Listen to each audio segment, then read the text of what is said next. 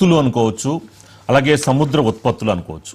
వీటిపై మరి డిపెండ్ అయిన కార్మికుల పరిస్థితి కానీ, అలాగే ఇండస్ట్రీస్ పరిస్థితి కానీ చాలా ప్రభావం ఉంటుంది. చాలామంది కూడా వాళ్ళపైన ఆవేదన వ్యక్తం చేయడం కూడా జరుగుతుంది. దీనిపై కూడా పిఎంఓ కూడా దృష్టికరించింది. అంటే ఎలా ఉండబోతుందంటారు? దీనిపై ఇంత ప్రభావం ఉంటుందని కూడా ఇప్పటివరకు ఎవరు అనుకోలేదు. సో దీనిపై మరి ఎలాంటి డెసిషన్ తీసుకోబోతుందంటారు? సో ముందుగా అంటే మనం టెక్స్టైల్ ఇండస్ట్రీ గురించి శ్రీనివాస్ రెడ్డి గారు, మీ వీడియో ఆగిపోయింది సార్, ఒకసారి ప్లీజ్ చెక్. ఒకసారి మీ వీడియో చెక్ చేసుకోండి సార్. ఇప్పుడు సార్ వస్తుంది సార్. మీరు మాట్లాడుతూ ఉండండి. మీ వీడియో ఆగిపోయింది, మీరు చెప్పండి సార్, పర్లేదు. ఓకే, సో ప్రస్తుతం ఉన్న సిచ్యువేషన్ లో మనం టెక్స్టైల్ ఇండస్ట్రీ గురించి చూసుకుంటే మాత్రం సో సుమారు $16 బిలియన్ ఎగుమతి అనేది మనం అమెరికాకు చేయడం జరుగుతుంది సార్. దీని ద్వారా డైరెక్ట్ గానీ ఇండైరెక్ట్ గానీ 10 లక్షల కుటుంబాలు అనేది దీని మీద డిపెండ్ అవుతున్నారు, టెక్స్టైల్ ఇండస్ట్రీ మీద. ఇది కాక ఒకవేళ ఈ 50% అనేది టారిఫ్ చేయడం వల్ల ఏమైపోతుంది అంటే, సో మనం ఆల్రెడీ చూసుకున్నాము ఈ వియత్నాం కానీ బంగ్లాదేశ్ కానీ అతి తక్కువ ధరలో ఈ వస్తువులు అనేది దుస్తులు అనేది రెడీ చేయడం జరుగుతుంది. దీని ద్వారా సో ఈ బంగ్లాదేశ్ కానీ వియత్నాం కి వెళ్లే అవకాశాలు అయితే ఉన్నాయి సార్. ఈ స్ట్రింప్ ఇండస్ట్రీ గురించి కూడా చూసుకుంటే సుమారు $2.7 బిలియన్ ఇండస్ట్రీ సార్ అది. సో ఆల్రెడీ ఇప్పుడు రైతులు అనేది కొంచెం ఈ ఎలక్ట్రిసిటీ విషయంలో కానీ లేకపోతే ఈ క్రెడిట్ సిస్టమ్ లో కానీ కొంచెం సతమతి పోతున్నారు. సో ఇది వాంక ఎఫెక్ట్ అయితే ఈ స్ట్రింప్ ఇండస్ట్రీ గాక ఎఫెక్ట్ అయితే సుమారు 5 లక్షల మంది రైతులు డైరెక్ట్ గా కానీ అట్లనే సుమారు 20 లక్షల మంది ఇండైరెక్ట్ గా అంటే ఈ ట్రాక్టర్లు కానీ ఈ ట్రాన్స్పోర్టేషన్ కానీ ఈ పోర్ట్ లో పనిచేసే వాళ్ళు కానీ ఇబ్బంది పడిపోతారని అయితే కరెక్ట్ న్యూస్ ఉంది సార్. అంటే బట్ సో తప్పకుండా ఈ గవర్నమెంట్ అనేది ఆల్రెడీ ఈ డెసిషన్ అనేది తీసుకుంటుంది.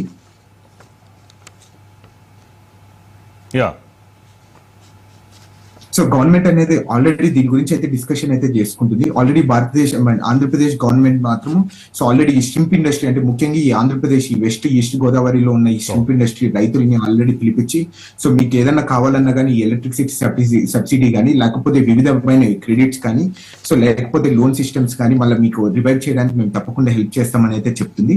సో బట్ ఇది మాత్రము సో చాలా దెబ్బ అయితే మనం అయితే అనుకోవచ్చు. సో మీకు తెలుసో తెలీదు, సో తిరుపూర్లో ఉన్న ఈ తమిళనాడులో ఉన్న ఈ తిరుపూర్ ప్రదేశంలో సో 1/3 ఆఫ్ ద నేషన్స్ అంటే కంప్లీట్ గా భారతదేశంలో టెక్స్టైల్ ఇండస్ట్రీ ఉత్పత్తి మాత్రం ఈ తిరుపతి తమిళనాడులో జరుగుతుంది. ఆల్రెడీ కాంట్రాక్ట్స్ కానీ లేకపోతే ఈ త్వరలో వచ్చే పర్చేస్ ఆర్డర్స్ కానీ తగ్గిపోయాయి. అక్కడ చాలా మంది ఇబ్బంది పడిపోతున్నారైతే ప్రస్తుతం అయితే న్యూస్ వస్తుంది సార్. సో బట్ అది ఎంతవరకు నిజమో కాదు అనేది ఒక 2-3 రోజులు ఈ టెరిఫ్స్ విధించిన తర్వాత మనకైతే తెలుస్తుంది సార్. అంటే ఇప్పుడు అమెరికా తీసుకున్న ఈ స్టెప్స్ వల్ల అండి మనతో పోటీ పడే దేశాలు ఇప్పుడు లాభపడే అవకాశం కనిపిస్తోందండి. అంటే ముఖ్యంగా ఇప్పుడు వియత్నాం కానీ కాంబోడియా కానీ ఇవన్నీ కూడా అంటే ఇక్కడ పరిస్థితులు చూస్తూ ఉంటే ఇలాంటి పరిస్థితుల్లో మన యొక్క భారత ప్రభుత్వం ఎంత త్వరగా స్టెప్స్ తీసుకుంటే ఒక విధంగా భారత్లో ఉన్న ఇండస్ట్రీస్ కానీ కార్మికులు కానీ ఇబ్బంది పడకుండా ఉండే అవకాశాలు ఉంటాయంటారు శ్రీనివాస్ రెడ్డి గారు? సార్ నాకు తెలిసినంత వరకు ఈ టారిఫ్స్ అనేది ఒక 3 నెలల వరకు ఒకవేళ ఇది కొనసాగినా కానీ మనం కొంచెం ఫైనాన్షియల్ గా క్యాపబిలిటీ కానీ మనం ఈ టెక్స్టైల్ ఇండస్ట్రీ స్ట్రింప్ ఇండస్ట్రీకి సపోర్ట్ చేసే అవకాశం ఉంటుంది సార్. అట్లనే ఇక్కడ మెయిన్ ఏంటంటే సార్ ఎవరైనా కార్పొరేట్స్ కానీ ఎవరైనా కానీ ఆలోచించేది వాళ్ళకి ఎక్కడ అధిక లాభాలు వస్తాయో అక్కడికి వెళ్ళేసి వాళ్ళు వ్యాపారాలు అనేది చేస్తారు. ఇప్పుడు ఈ వియత్నాం కానీ లేకపోతే బంగ్లాదేశ్ కానీ అతి తక్కువ చౌక ధరలో వాళ్ళకి దొరికినప్పుడు సో ఒకవేళ కంప్లీట్ గా ఈ పర్చేస్ ఆర్డర్స్ అనేది కంప్లీట్ గా సంవత్సరానికి 2 సంవత్సరాలు కానీ ఈ కాంట్రాక్ట్స్ అనేది చేసుకుంటారు. ఒక్కసారి మన భారతదేశం నుండి వైదొలిగిపోతే సో మళ్ళీ వాళ్ళని రిటర్న్ తీసుకొని రావడం అనేది చాలా కష్టంగా ఉంటుంది సార్. సో ఇది లాంగ్ టర్మ్ ఎఫెక్ట్స్ విపరీతమైన ఇబ్బంది అయితే కలుగుతుంది అయితే నేనైతే అనుకుంటున్నాను. సో ప్రస్తుతం ఉన్న సిచ్యువేషన్ లో ఒక 3-4 నెలల వరకు అయితే సో మనం ఈ టారిఫ్స్ విధించినా కానీ సో నరేంద్ర మోడీ గారు ఆల్రెడీ చెప్తున్నారు so by in India make in India products అనేది కొనుక్కోండి, ఆత్మ నిర్భర్ భారత్ అనేది ఒకసారి చెప్తూనే ఉంటున్నారు.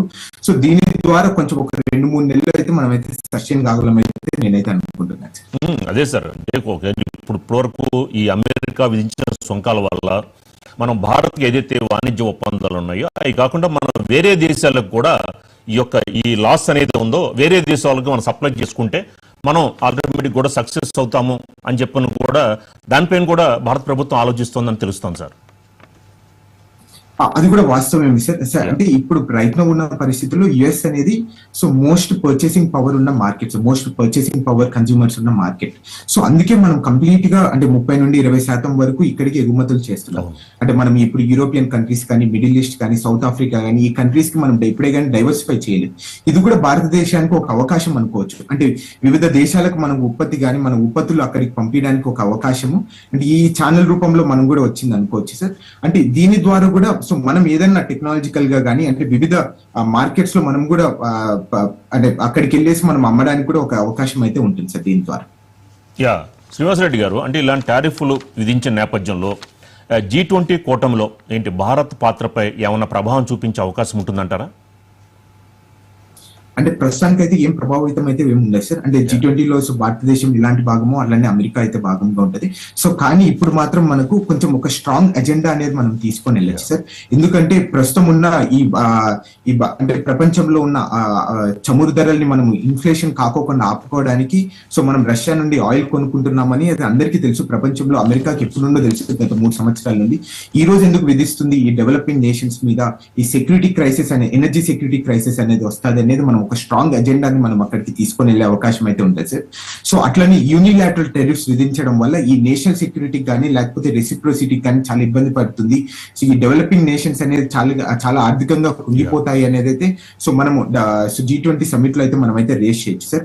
అట్లనే దీని ద్వారా ఏమైపోతుంది అంటే మనం కూడా ఈ బ్రిక్స్ వైపు అంటే G20 నుండి ఈ బ్రిక్స్ వైపు కూడా మనం కూడా ఒక చూపు అయితే చూడొచ్చు అనేది ఒక అవకాశం ఉంది.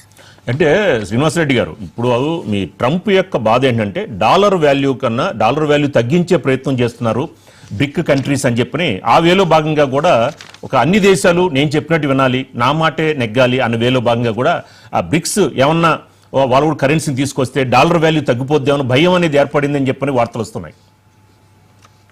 సో అది కూడా వన్ ఆఫ్ ద రీజన్స్. ఎందుకంటే ఎప్పుడైనా కానీ డాలర్ రేట్ అనేది సర్క్యులేట్ అయ్యే కొద్దీ దాని వాల్యూ కానీ దాని స్ట్రాంగ్నెస్ కానీ అలానే ఉంటది.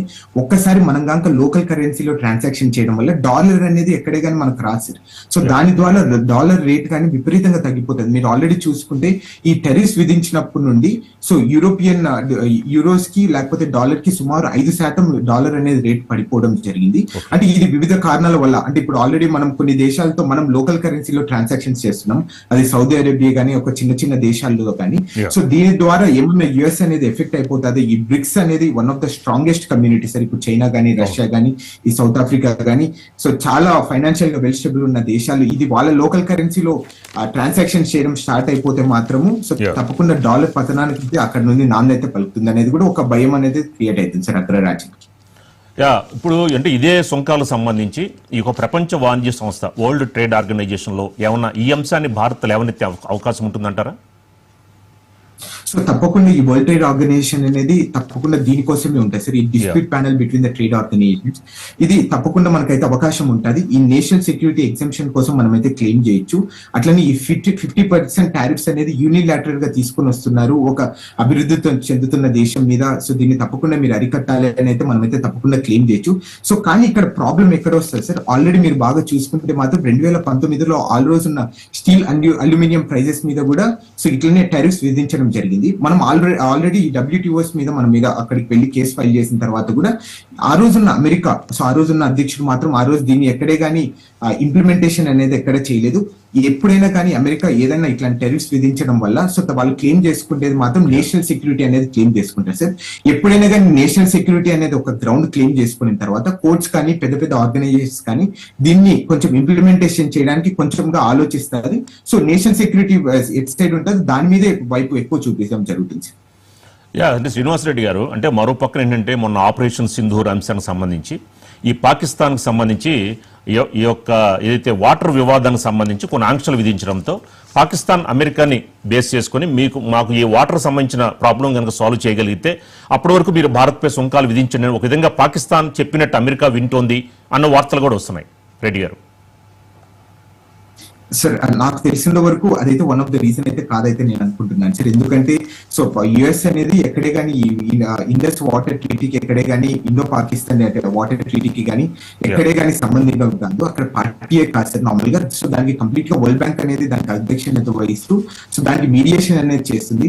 సో అమెరికా ఇట్లాంటి సో నార్మల్ గా ఎక్స్ట్రా టెరిటోరియల్ యాక్టివిటీస్ అంటే పక్కనున్న నేబరింగ్ కంట్రీస్ కున్న సత్సంబంధాల మీద కూడా ఇలా ఇన్ఫ్లుయెన్స్ చేసి దీన్ని ఇబ్బంది పెడతాదని అయితే నేనైతే ఇక్కడ అనుకోవడం లేదు. ఇదైతే వన్ ఆఫ్ ద రీజన్ అయితే కాదు సార్ ఎక్కడే కానీ. శ్రీనివాస్ రెడ్డి గారు, ఫైనల్ గా అమెరికాకి ఒక గుణపాఠం చెప్పాలి అని భారతీయులు అనుకుంటున్నారు, కానీ అమెరికన్స్ ట్రంప్ కి ఒక గుణపాఠం చెప్పాలి అని ఏమైనా ఆలోచిస్తున్నారా, అలా ఏమైనా అనుకుంటున్నారా, అలా జరిగే అవకాశం ఉంటుందా ఫైనల్ గా? So as per the claim sir ఇక్కడ మాత్రము so what ever the Trump is doing so తప్పకుండా ఈ అమెరికా బెనిఫిట్ అవుతుందని అయితే అమెరికా ప్రజలు అయితే ప్రస్తుతానికి అయితే అనుకుంటున్నారు. సో వీళ్ళు కూడా ఒక భయం